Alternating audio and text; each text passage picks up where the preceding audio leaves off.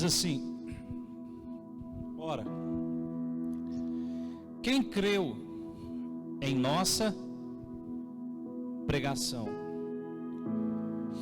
e a quem foi revelado o braço de Yahvé? Preste atenção. Ora, quem creu em nossa, quem está no plural ou no singular? No singular, não é isso? Quem? Mas quem creu em nossa pregação?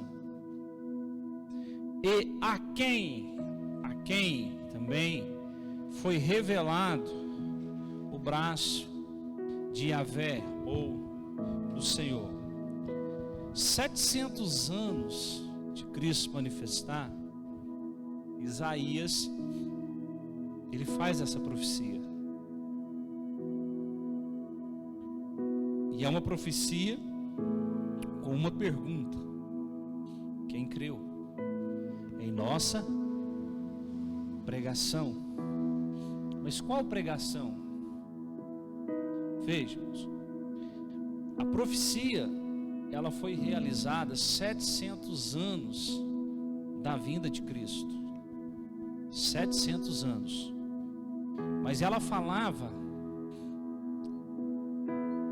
ela serviria ou ela se cumpriria depois da vida de Cristo, da vinda de Cristo. Cristo tem encarnado, entrado no ventre de uma virgem, que foi Maria, nascido, crescido, sido crucificado. Porque a pergunta é: ora, quem creu em nossa pregação? Qual pregação? E a quem foi revelado o braço? Veja que o braço aqui está com letra maiúscula. Então, o braço se refere à destra, ou o Senhor Jesus. O braço de Yahvé, do Senhor. Versículo 2. Ele cresceu diante dele como um broto tenro e como uma raiz saída de uma terra árida e estéril. O profeta Isaías está fazendo alusão ao crescimento de Jesus.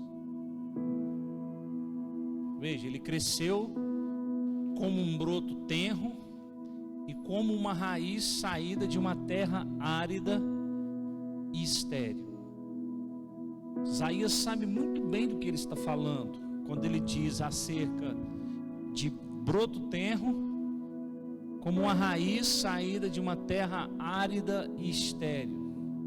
Então, quando ele usou essa linguagem, as pessoas entenderam. Por quê? Porque era da geografia de Israel. Sequidão, aridez, porque é um deserto, né? Ele não aparentava qualquer formosura ou majestade.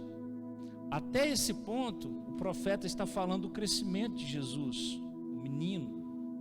Agora, ele não aparentava qualquer formosura ou majestade que pudesse atrair os seres humanos. Já ele fala de uma fase mais adulta de Jesus, no seu crescimento.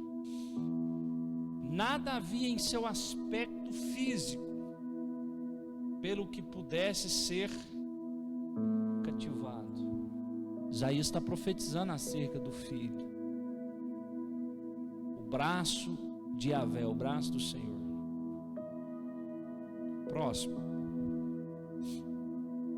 Pelo contrário, foi desprezado e rejeitado pelos homens. Viveu como um homem de dores, experienciou todo o sofrimento, caminhou como alguém de quem os seus semelhantes escondem o rosto, foi menosprezado, e nós não demos à sua pessoa importância alguma.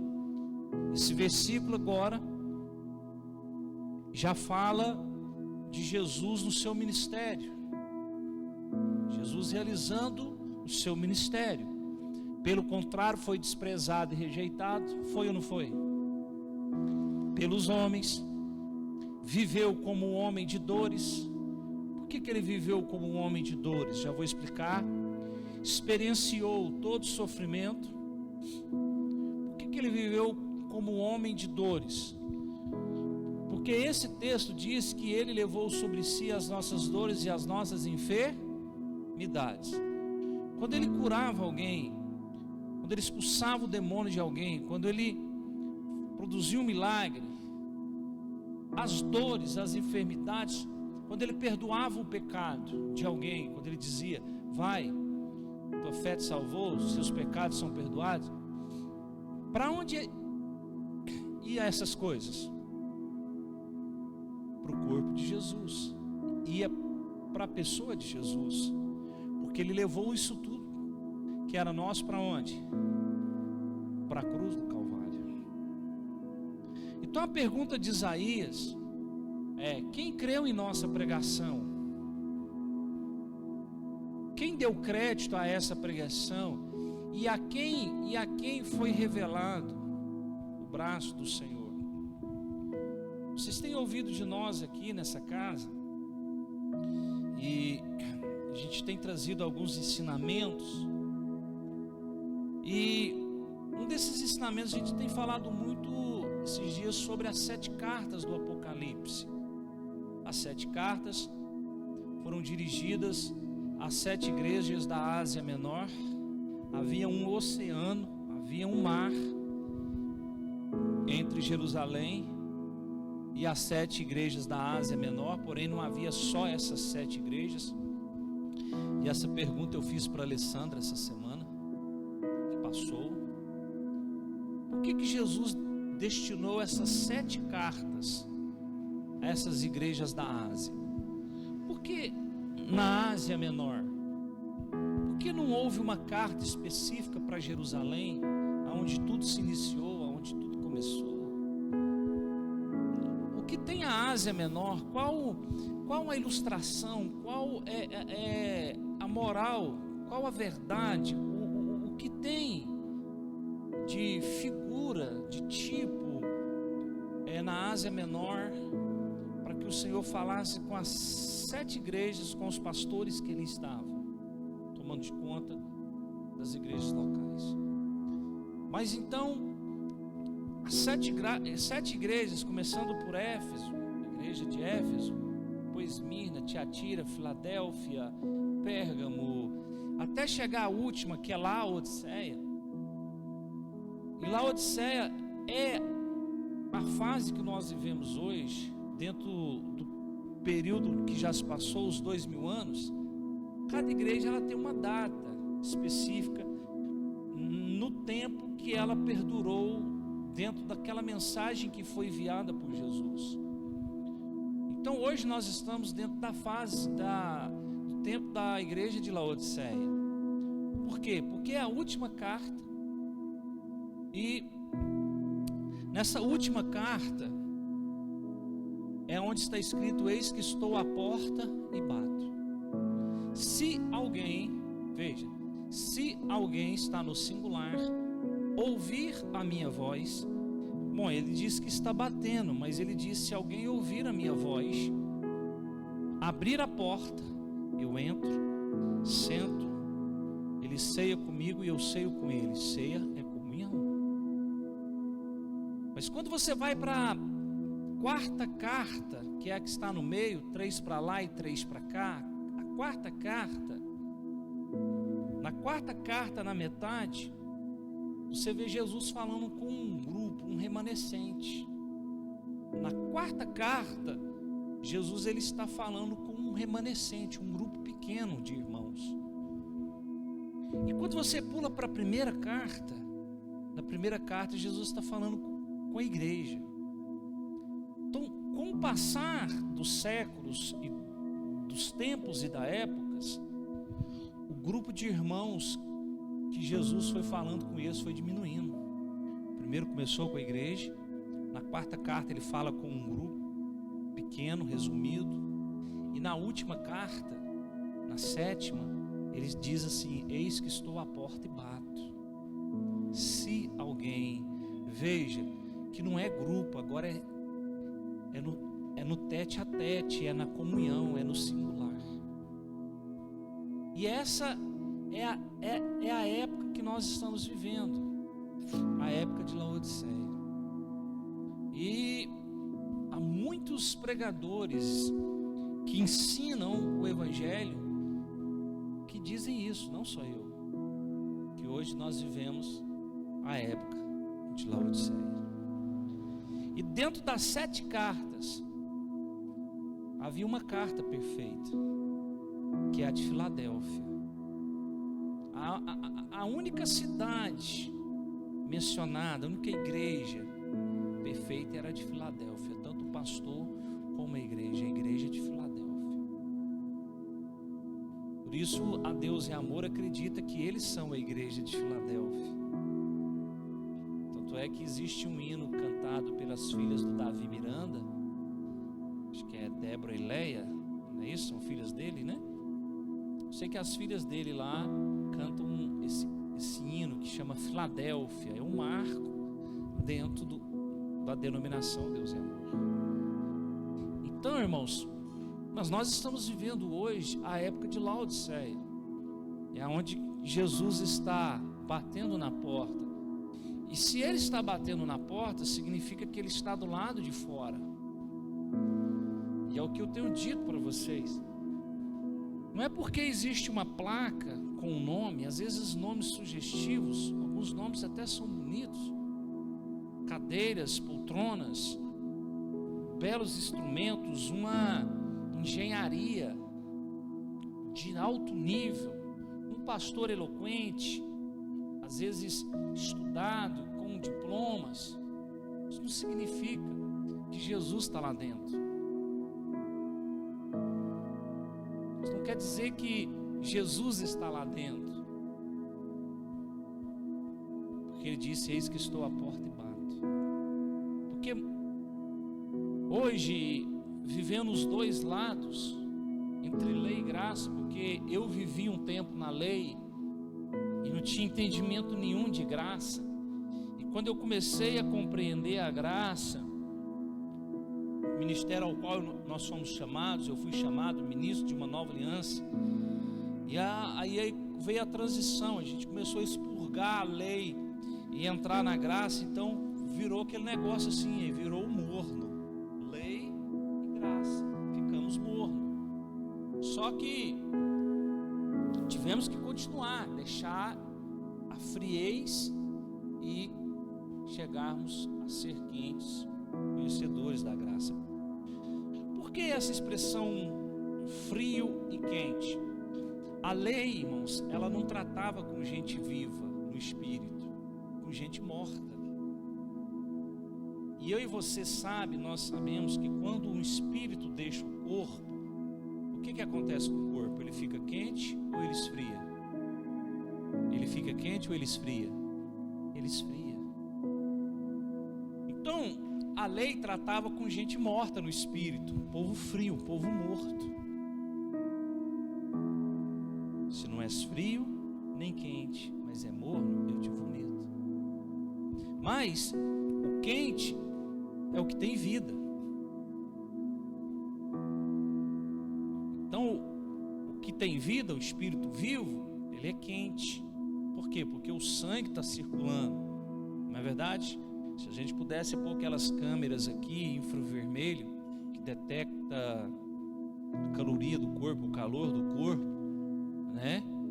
Agora talvez não, mas depois que a pessoa faz um exercício, uma caminhada, o sangue esquenta, aí aparece lá na tela. Por quê? Porque é uma pessoa com um corpo quente. Então, se não é frio e nem quente, te vomita. Então a lei tratava com gente morta no espírito. E na lei, a pessoa, para ser elogiada, ser justificada, ela tinha que ser o melhor. Ela tinha que fazer bem feito. Ela tinha que ser cumpridor. E nós fomos levados a isso. Quantas vezes fomos para montes e começava a chover e ninguém corria, alguns, e muitos ficavam ali debaixo de chuva, chegava a sapatear, chuva caindo, e ficávamos gritando: oh Deus, hoje a bênção vai ser maior, pelo fato de estar chovendo, porque a gente achava que o sacrifício seria o quê? Melhor. Deus se agradaria mais se a gente ficasse ali debaixo de chuva. Entende, irmãos? Fazer dias e dias de jejum, sacrifícios de tolo, mas assim nos foi ensinado, e assim é ensinado até hoje. Isso é a lei. Você tinha que ser o melhor. Então por isso que você vê hoje essa briga, você vê ainda essa busca por destaques e posições dentro de muitas denominações, porque ali o cara tem que ser o melhor, ele tem que despontar, e ele é conhecido como melhor, ele é aceito como melhor quando ele atrai muita gente, quando ele faz firulas. Está rolando um vídeo agora de uma mulher na internet, a profecia para o século 21, e eu fui analisar a profecia dela, porque eu passei pelo crivo da palavra, entende? Por emoção, mas você vê lá centenas e centenas de comentários: eu tremi, Deus é tremendo, essa profecia de Deus, e não é nada, é uma mulher emocionada, falando em nome de Deus, de catástrofes, a espada de Deus desembainhada, e por aí vai. Então é uma mulher emocionada, que não alinha com a doutrina da nova aliança. Então essa mulher vive entre a lei e a graça, ela é morna, assim como muitos hoje vivem assim nos púlpitos e nas cadeiras.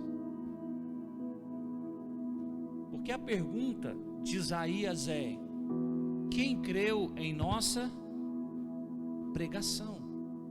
Mas qual pregação, irmãos?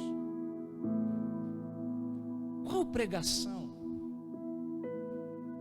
E aí logo em seguida ele faz outra: a quem foi revelado o braço do Senhor. Veja que a pregação que ele está dizendo é aquela ao qual Jesus é revelado.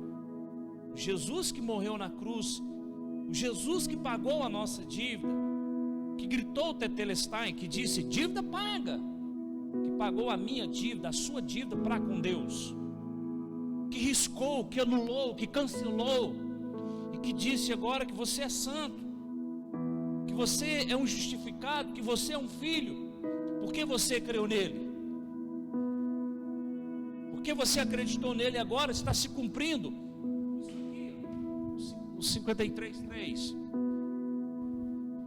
Pelo contrário, foi desprezado e rejeitado pelos homens, viveu como homem de dores, experienciou todo sofrimento, caminhou como alguém de quem os seus semelhantes escondem o rosto.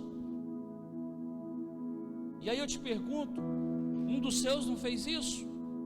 Pedro, por 3 vezes escondeu o rosto, negou ele, dizendo: eu não o conheço. Na última ele disse: que Deus me amaldiçoe se eu não estiver falando a verdade, eu não o conheço, eu não pertenço, eu não ando com ele. Que Deus me amaldiçoe se eu não estiver falando a verdade. O próprio, aquele que andou ao seu lado, escondeu o seu rosto, foi menosprezado na cruz. Tem sido menosprezados hoje, e nós não demos à sua pessoa importância alguma. Muitos hoje, irmãos, não entendem a pregação, não sabem qual é a pregação, qual é a mensagem, porque foi trocada por auxílios emocionais, pulinhos para um concerto de casamento, pulinhos para a prosperidade, pulinhos santos, fórmulas mágicas da paz, para a pessoa prosperar, para ela não se endividar, por frases de efeitos, por pregadores motivacionais, pregadores coach, e por aí vai. Desprezam o Senhor Jesus que morreu na cruz, o sofrimento dele, o pagamento dele, desprezam a oferta do Pai, porque Cristo é a oferta do Pai para nós. Por quê? Porque são levados e ensinados a praticarem algo, a fazerem algo, ofertando, sacrificando fisicamente, financeiramente, para que sejam aceitos por Deus. Ora, queridos, essa não é a pregação, não é assim que Cristo é revelado, e não há como a pessoa crer, ela crê em outras coisas, menos em Jesus Cristo que morreu na cruz. Isaías está fazendo essa menção. Quem creu em nossa pregação? A quem foi revelado o braço do Senhor? E aí Isaías vai dizendo quem ele era, versículo 4. E aí Isaías agora diz assim, ó: e no entanto, suas dores eram nossas próprias enfermidades que ele carregava em seu ser. Está vendo o que eu disse? Não é heresia. As dores que ele sentia, que ele carregava, eram as nossas dores.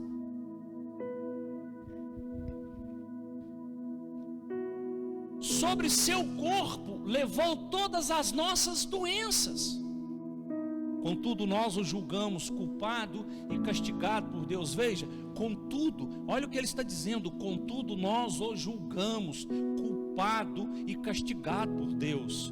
Não, irmãos, ele estava obedecendo a um propósito, um plano de salvação. Ele estava obedecendo a um desejo apaixonado de um pai,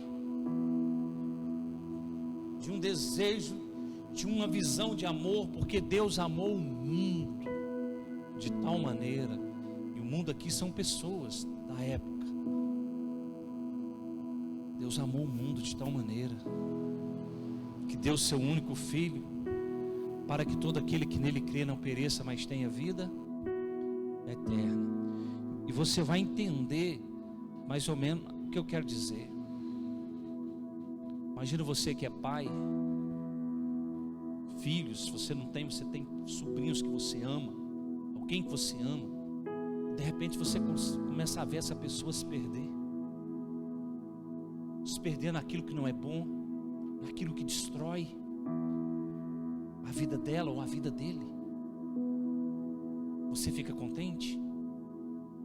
Você se satisfaz com isso? Sim ou não? Eu não.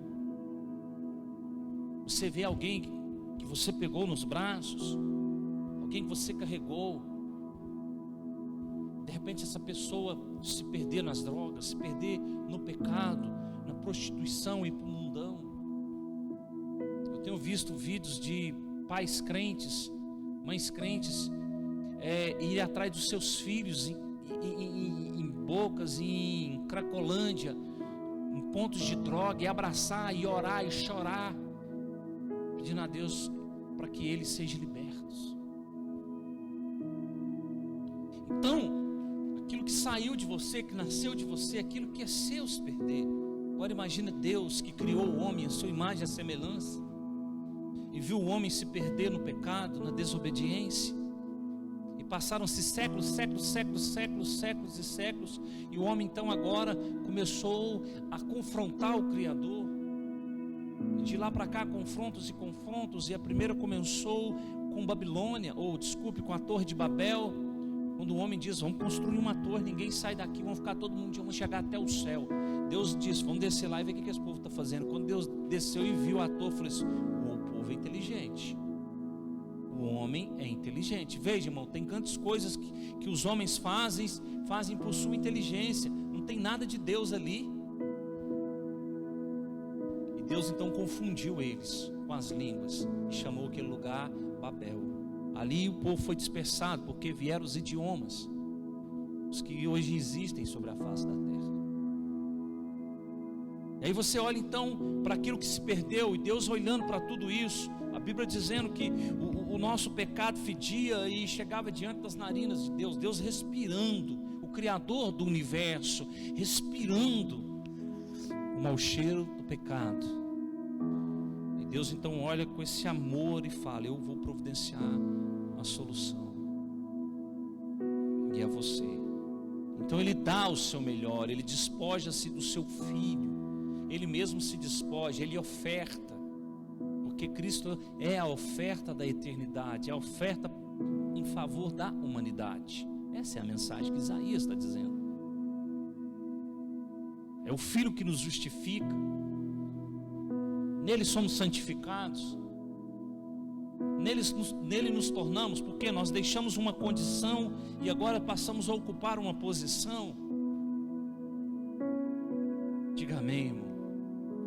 Então Isaías está dizendo: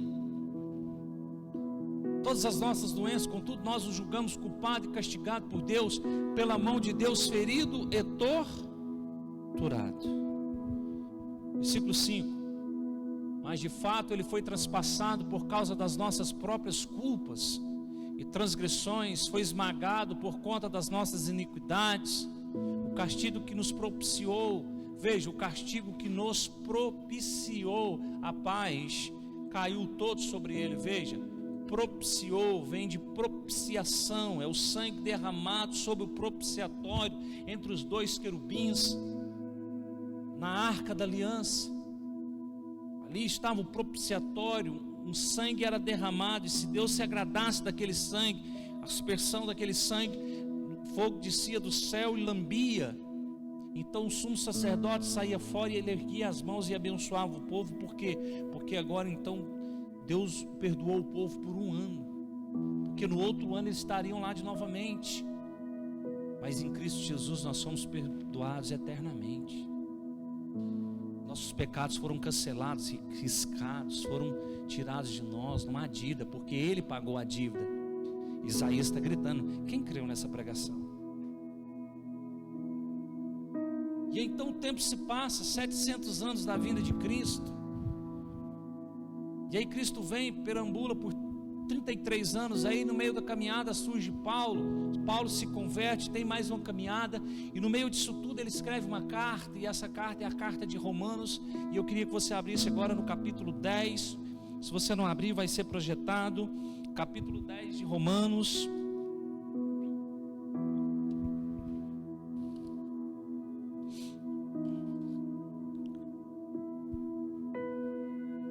Versículo 1, eu vou ler depressa.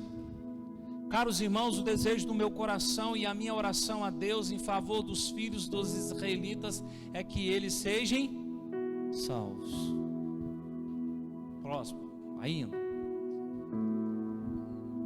Porquanto sou testemunha quanto ao zelo que eles devotam a Deus, contudo, o seu zelo não tem como base o real conhecimento. Veja, às vezes a pessoa tem zelo, a pessoa tem prática, mas o conhecimento dela é zero. Tem zelo, tem prática, mas o conhecimento é zero. Não tem base o real conhecimento. Próximo. Pois não reconhecendo a justiça que vem de Deus e buscando estabelecer a sua própria, veja, ele está falando de lei e de graça, porque a lei é a sua justiça, é a sua prática, é a sua justiça, mas na nova aliança é a justiça de Deus. Não se submeteram à justiça de Deus, eles não se submetem à justiça de Deus. E qual é ela? Próximo, 4. Porque o fim da lei é Cristo, porque o fim da lei é Cristo, para a justificação de todo o que crê, porque o fim da lei é Cristo. Aleluias. Próximo. Ora, Moisés ensina dessa maneira sobre a justiça que vem da lei: o homem que pratica a justiça proveniente da lei viverá por meio dela. Próximo. Todavia a justiça que vem da fé declara: não digas em teu coração, quem subirá aos céus, isto é, para trazer do alto a Cristo. Ou ainda, quem descerá ao abismo, isto é, para fazer Cristo subir dentre os mortos. Mas o que ela diz? A palavra bem próxima de ti, a palavra está bem próxima de ti, a palavra está bem próxima de ti, na tua boca e no teu coração. Ou seja, a palavra da fé que estamos pregando. Irmão, se com a tua boca confessares que Jesus é o Senhor e creres em teu coração que Deus o ressuscitou dentre os mortos, serás salvo. Próximo. Porque com o coração se crê para a justiça e com a boca se faz confissão para a salvação. Conforme diz a Escritura, todo que nele crê jamais será decepcionado. Próximo. Portanto, não há distinção entre judeus e gentios, pois o mesmo Senhor é o Senhor de todos e abençoa ricamente todos os que invocam o Senhor. Agora pare aqui um minutinho. Por que ele está dizendo agora? Portanto, não há distinção entre judeus e gentios, pois o mesmo Senhor é o Senhor de todos. Ele não está dizendo rei, porque Jesus é rei só para Israel, mas para a igreja ele é Senhor. Então a igreja de Jesus, ela é composta de judeus e gentios, que tem um só Senhor, Jesus Cristo, o soberano. Por isso, na igreja do Senhor não tem distinção, é judeus e gentios, todos eles são eleitos, mas na lei só há um povo eleito, que são os judeus, então há distinção. Fora de Israel não há salvação na eleição dos judeus. Estão entendendo, sim ou não, irmãos? Mas na igreja há um só Senhor, tanto de judeus e gentios. Por quê? Porque na igreja, para a salvação da nova aliança, o que? É o crer em Cristo, é o confessar a Cristo como seu Senhor e Salvador. Não é baseado em obras.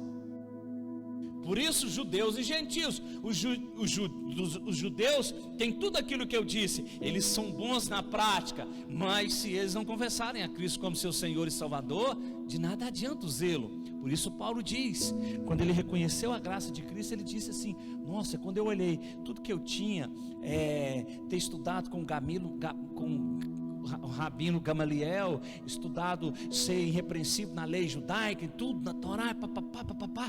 Quando eu olhei para tudo isso, eu vi que isso para mim era esterco, de nada tinha valor. Sou da tribo de Benjamim, circuncidado ao 8º dia. Veja que ele estava se justificando, mostrando como ele foi bom na lei. Vocês estão entendendo? Mas ele olhou para mim e falou assim: isso para mim é esterco, nada tem valor, porque o meu valor agora é Cristo, que une judeus e gentios, pois o mesmo Senhor é o Senhor de todos, abençoa ricamente todos os que invocam. Veja, irmão, nós já somos um povo abençoado. Próximo versículo. Porque todo aquele que invocar o nome do Senhor será salvo. Olha, irmãos, porque todo aquele que invocar o nome do Senhor será. Invocar, não é praticar.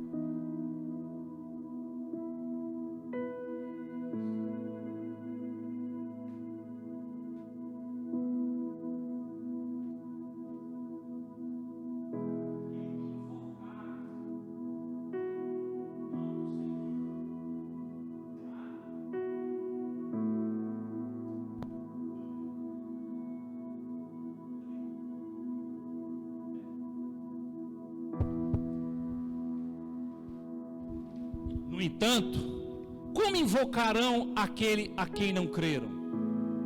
Aqui entra a pergunta de Isaías. Querem ver? No entanto, como invocarão aquele em quem não creram? Como que eles vão invocar a quem eles não creram? Porque eles são ensinado outras coisas. São ensinado Moisés, a justificação pelas obras, as práticas, mas não Jesus. E como crerão naquele de quem nada ouviram falar? Porque o que eles ensinam é o quê? Ficar rico, ter um casamento blindado, como consertar a família, 21 dias para se ter o casamento restaurado, para participar de uma conferência. Não, irmão. Irmãos, A mudança de um 0 para um número 1 não muda a vida de ninguém não, irmão. Como muitos acham. Entra ano e sai ano, eles ficam esperando a mudança de ano para algo na vida deles mudar. Não, irmão. Muitas coisas de 2020 você trouxe para 2021. Se você semeou lá e trouxe coisas boas que você recebeu, você trouxe elas para cá. Eu trouxe muita coisa de 20 para 2021. O ano só mudou, só estabeleceu, saiu do 20 para o 21. Mas a sua vida continua aí. Isso não trouxe mudança nenhuma não, irmão. Veja como é que as pessoas são levadas a crer num mapa astral, num zodíaco, num horóscopo, no ano do coelho, no ano do tigre, no ano do peixe. Nós somos chamados para crer em Jesus, não em anos, em épocas, mas crer em Jesus, confessá-lo como nosso Senhor e Salvador. No entanto, como invocarão aquele em quem não creram? E como crerão naquele de quem nada ouviram falar? E como ouvirão se não há? Eu queria que vocês terminem a frase. E como ouvirão se não há quem? Se não há quem pregue. Beleza, irmão. Próximo. E como pregarão se não forem enviados? Grava essas coisas. Como crerão se não há quem pregue? E como pregarão se não forem enviados? Como está escrito? Como são maravilhosos os pés dos que anunciam as boas novas. Eu entendi isso no ano passado. Como são maravilhosos os pés daqueles que anunciam as boas, a boa notícia, as boas notícias.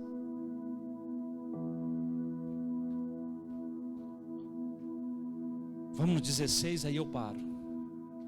Mesmo assim, nem todos os israelitas aceitaram o Evangelho. Porquanto declarou Isaías: Senhor, quem acreditou em nossa mensagem? Agora volta no 14. No entanto, como invocarão aquele em quem não creram? E como crerão naquele de quem nada ouviram falar? E como ouvirão se não há quem pregue? São 3 perguntas, sim ou não? Sim ou não? Como invocarão aquele em quem não creram? Uma pergunta. E como crerão naquele de quem nada ouviram falar? Segunda pergunta. E como ouvirão se não há quem pregue? Aí eu lhe pergunto, irmãos, em qual dessas 3 perguntas nós estamos falhando? Eu lhe pergunto, irmão, dentro dessas 3 perguntas, em qual delas eu estou falhando? Em qual delas nós estamos falhando? Me responda. No entanto, como invocarão aquele em quem não creram? Vocês creram em Jesus? Sim ou não? Creram ou não, irmão? Então, se não crer, precisam crer. E como crerão naquele de quem nada ouviram falar? Olha como nós temos falado só sobre Jesus, Jesus, Jesus, Jesus, Jesus, Jesus, Jesus. Anunciado Jesus, Jesus, Jesus, Jesus. E como ouvirão se não há quem pregue? Estou pregando aqui quando eu e a Roberta, a Cristina e quantos outros estão aí pregando? Nessa casa. E o Senhor vai levantar mais. Para pegar qual? O Evangelho. Próximo. Agora continua. E como pregarão se não forem enviados? Muita coisa sucedeu. Vai passar quantos anos agora? Quantos anos vai ser? 10.